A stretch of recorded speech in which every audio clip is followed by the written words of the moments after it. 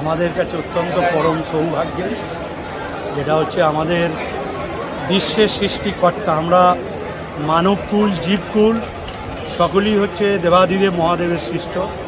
তাই দেবাদিদেব মহাদেবকে যদি আমরা সন্তুষ্ট করতে পারি তাহলে সব কিছুই শান্ত থাকবে এবং সকলেই সুখে থাকবে। তাই গত 3 দিন ধরে এখানে 108 রুদ্র মহাযজ্ঞ অনুষ্ঠিত হচ্ছে। সামগ্রিক অনুষ্ঠানে পৌরোহিত্য করছেন শ্রীমঠ দণ্ডাস্বামী সুরেশানন্দ মহন্ত মহারাজ তারকেশ্বর মঠে, এবং বহু মানুষ আসছেন এই যজ্ঞর দর্শন এবং আশীর্বাদ নিতে। আমার স্থির বিশ্বাস যে দেবাদিদেব মহাদেব এই যজ্ঞে সন্তুষ্ট হয়ে সকলকেই শান্তিতে রাখবে, সুখে থাকবেন এবং সুস্থ অবস্থায় রাখবেন।